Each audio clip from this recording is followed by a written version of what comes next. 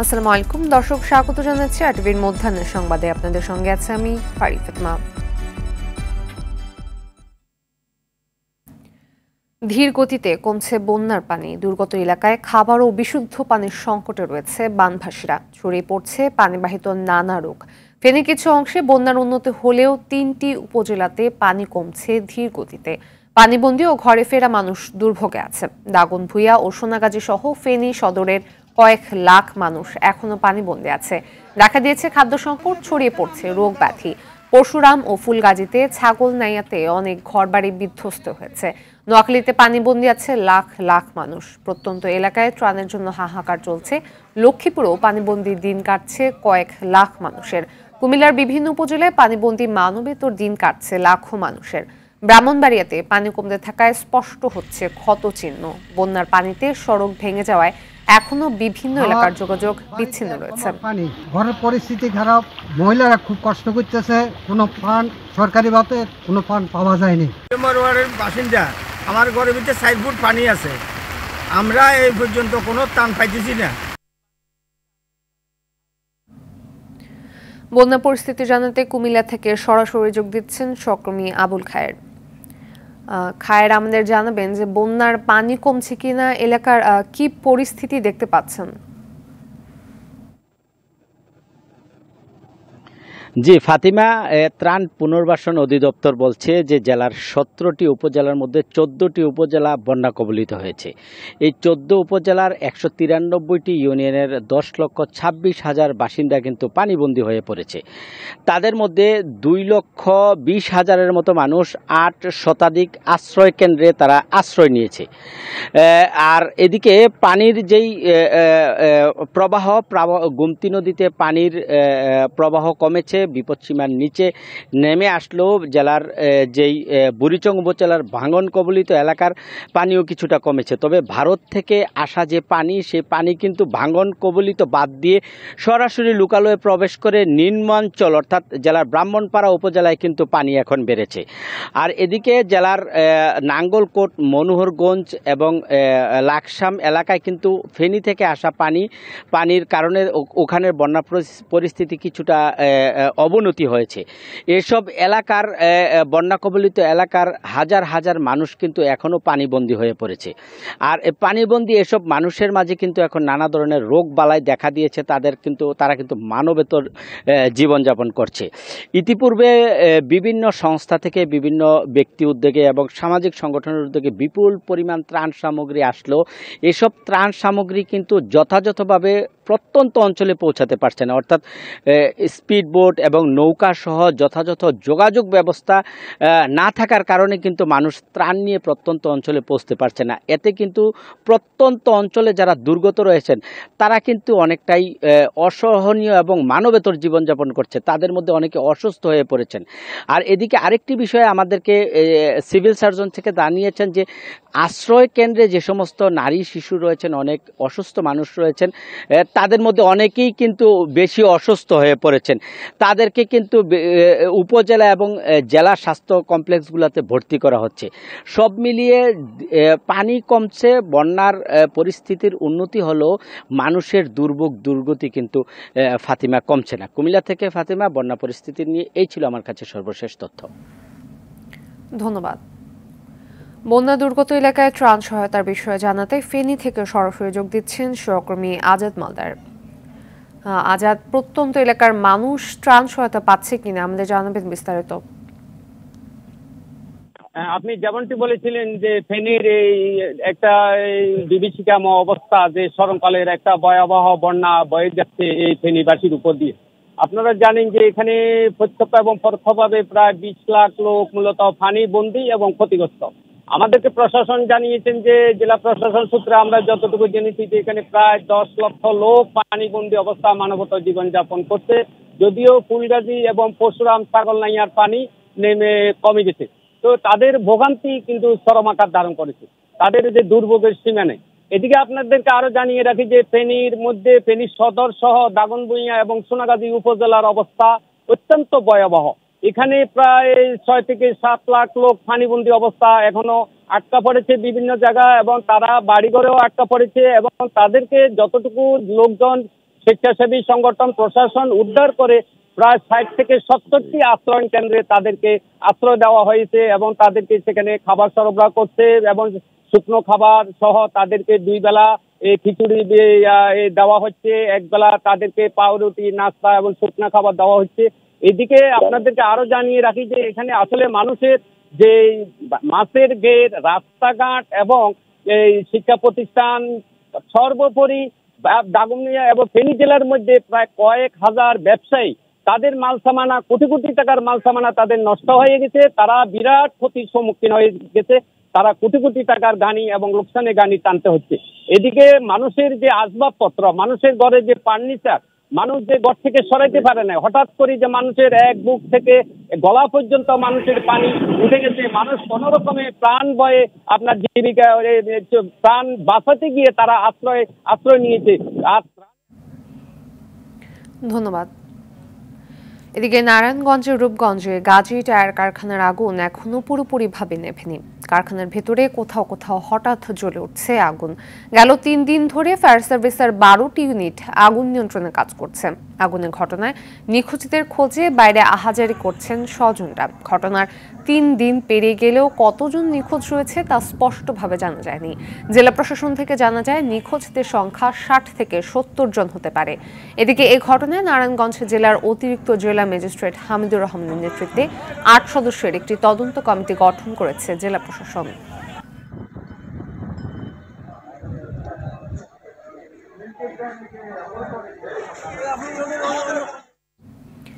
দর্শক, এ বিষয়ে বিস্তারিত জানাতে রূপগঞ্জ থেকে সরাসরি যুক্ত হচ্ছেন সহকর্মী SM রুবেল মাহমুদ। রুবেল, নিখোঁজদের নিয়ে তো নানা রকম তথ্য শোনা যাচ্ছে। কারখানাতে 2 গ্রুপে লুটপাট নিয়ে দ্বন্দ্বের পর আগুন লাগার ঘটনা ঘটে। তবে এত নিখোঁজের পরও দাবিদাররা সবাই সম্মুখে আসছেন না। কি বলছেন স্বজন আত্মীয়রা, স্থানীয়রা?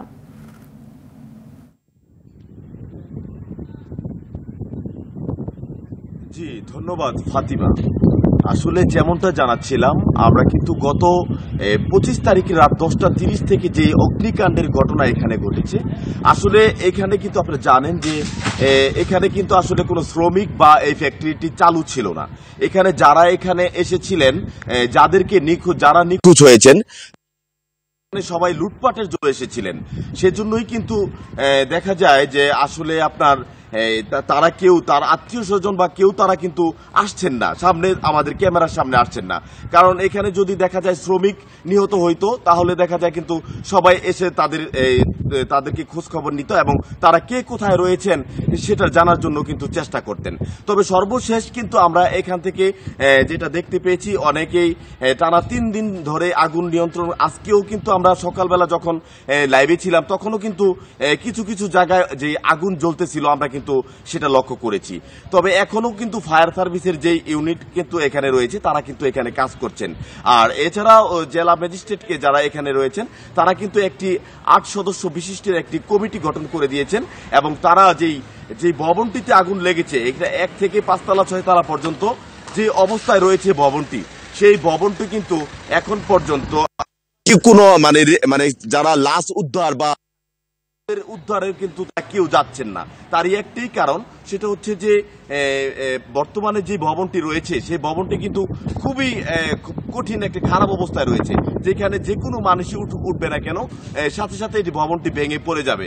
এই বিধ্বস্ত হওয়ার কারণেই কিন্তু অনেকেই এখন উঠতেছেন না। তবে সর্বশেষ আমরা যাদের গাজীর যেই কারখানার যে মেন গেটটি ফটকটি রয়েছে সেখানে কিন্তু নিখোঁজের অনেক স্বজনরা দাঁড়িয়ে রয়েছেন। তারা কিন্তু এখন পর্যন্ত বলছেন না যে প্রথম তাদের যেভাবে ভিতরে ঢুকতে দেওয়া হয়েছিল এখন কিন্তু তাদেরকে ওরকম ভাবে ভিতরে ঢুকতে দেওয়া হচ্ছে না। তবে তাদের সাথে আরো আমরা জানতে পাইলাম যে গত কালকে থেকে আমরা 176 জন যে একটা লিখিতভাবে একটা লিস্ট পেয়েছিলাম, কিন্তু আজকে থেকে সেই লিস্টও আমরা আমাদেরকে দেখানো হচ্ছে না এবং যারা স্বজনরা নিহতের যে স্বজনরা, এই স্বজনরাও কিন্তু এখন তারা এখানে নেই, তাদেরকে কারখানা তো বন্ধ ছিল। তো মূল ফটকের সামনে যে ছবি নিয়ে যে দাঁড়িয়ে আছে, তাহলে ওনাদের পরিচয় আপনারা জানতে পেরেছেন কিনা?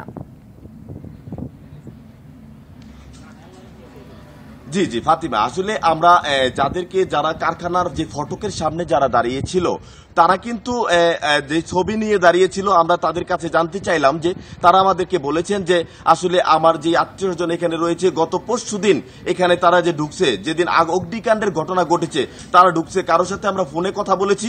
প্রথম 2 ঘন্টা 3 ঘন্টা ফোনে কথা বলার পরে আর তাদেরকে কিন্তু আমরা ফোনে পাইনি। কেউ কেউ ফোনে বলেছে যে আমার মাকে দেখে রাখিস, আমার পা ভেঙে গেছে, এখানে অক্সিজেন শূন্য হয়ে গেছে। কেউ কেউ বলছে যে আসলে আন্ডারগ্রাউন্ডের মধ্যে প্রায় 26-27 জন আমার সাথে, এখানে 5-7 জন মারা গিয়েছে। এই ধরনের তথ্য কিন্তু আমাদেরকে তারা দিয়েছেন।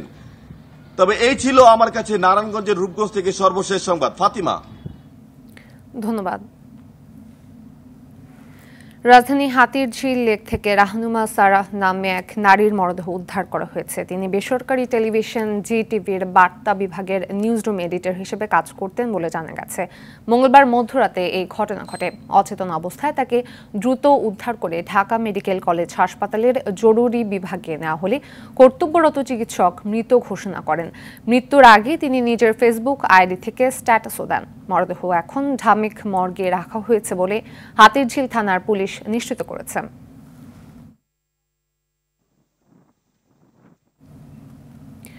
দুর্নীতি ও বিদ্বেষাত্মক রায় বেআইনিভাবে দেয়া এবং অসত্য ও জালিয়াতিমূলক রায় সৃষ্টির অভিযোগে অবসরপ্রাপ্ত প্রধান বিচারপতি ABM খায়রুল হকের বিরুদ্ধে মামলা দায়ের করা হয়েছে। মঙ্গলবার রাতে রাজধানীর শাহবাগ থানায় সুপ্রিম কোর্টের আইনজীবী মুজাহিদুল ইসলাম শাহিন এ মামলা দায়ের করেন।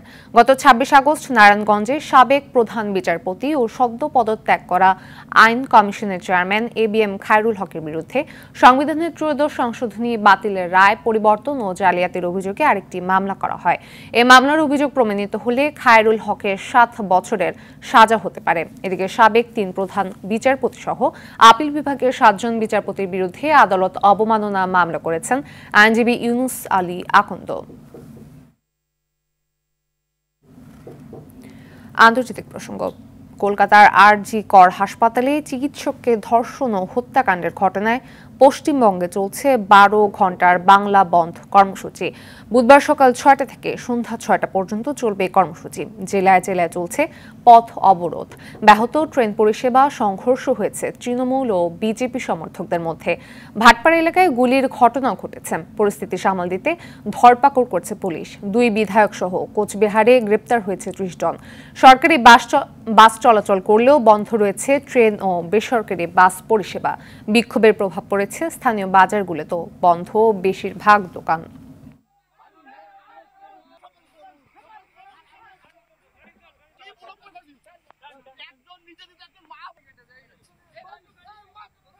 গণতান্ত্রিকভাবে যে আন্দোলন, তাকে দমিয়ে দেওয়ার, তাকে বাধা দেওয়ার চেষ্টা করেছে, কিন্তু তবুও কালকে নবান্ন অভিযান কিন্তু সফল হয়েছে। পুলিশ তৃণমূলের তাবেদারি করছে, আর কোথায় থাকবে? ফায়ারিং হচ্ছে, গাড়িতে 6 রাউন্ড গুলি চলেছে, 6 রাউন্ড গুলি চলেছে, প্রায় 7-8 খানা বম চলেছে। দর্শক, এই বিষয়ে কলকাতা থেকে সবশেষ পরিস্থিতি জানাচ্ছেন সহকর্মী পরমাশেষ ঘোষ রায়। কলকাতার RG কর হাসপাতালে চিকিৎসক তরুণীর ধর্ষণ এবং খুনের ঘটনায় যখন তার বিচারের কার্য চলছে দেশের শীর্ষ আদালত সুপ্রিম কোর্টে, অন্যদিকে তদন্তভার গ্রহণ করেছে ভারতের জাতীয় তদন্তকারী সংস্থা সেন্ট্রাল ব্যুরো অফ ইনভেস্টিগেশন। সেই জায়গায় দাঁড়িয়ে গতকাল 27শে আগস্ট পশ্চিমবঙ্গের ছাত্র সমাজ এবং যৌথ সংগ্রামী মঞ্চ নবান্ন অভিযান, অর্থাৎ পশ্চিমবঙ্গ সরকারের যেটা সচিবালয়, সেই অভিযানের ডাক দিয়েছিল। কিন্তু সেই অভিযান সহিংস না হলেও সেটা কিন্তু পরবর্তী সময় কিন্তু হিংসাত্মক পরিস্থিতি তৈরি হয়। গতকাল পশ্চিমবঙ্গ পুলিশ প্রশাসন প্রায় 220 জনকে শহরে এবং কলকাতা মহানগরী থেকে প্রায় 220 জনকে গ্রেপ্তার করে। সেই গ্রেপ্তারের প্রতিবাদে কিন্তু আজকে ভারতীয় জনতা পার্টি বিজেপি পশ্চিমবঙ্গের সকাল 6টা থেকে সন্ধ্যে 6টা পর্যন্ত 12 ঘন্টা বন্ধের ডাক দিয়েছে। সেই বন্ধের পরিপ্রেক্ষিতে কিন্তু আজ সকাল থেকে বিশেষ করে শহর অঞ্চল সচল থাকলেও কিন্তু উত্তরবঙ্গ, বনগাঁ, বীরভূম, সিউড়ি, পশ্চিম বর্ধমান, জামুরিয়া বিভিন্ন জায়গায় কিন্তু বিক্ষিপ্ত অশান্তি এবং অবরোধের খবর এসেছে। সেই জায়গা থেকে দাঁড়িয়ে ইতিমধ্যেই কলকাতা শহরতলির উত্তর 24 পরগনার ভাটপাড়ায় কিন্তু 6 রাউন্ড গুলি চালিয়েছে বলে অভিযোগ। কলকাতা থেকে জানাচ্ছিলেন পরমাশেষ ঘোষ রায়। মধ্যাহ্নের সংবাদ এই পর্যন্তই। সবশেষ সংবাদ জানতে যে কোনো মোবাইল ফোন থেকে 24141 নম্বরে ডায়াল করুন। দুপুরের সংবাদ 2:15টায় দেখার আমন্ত্রণ রইল। ধন্যবাদ সবাইকে।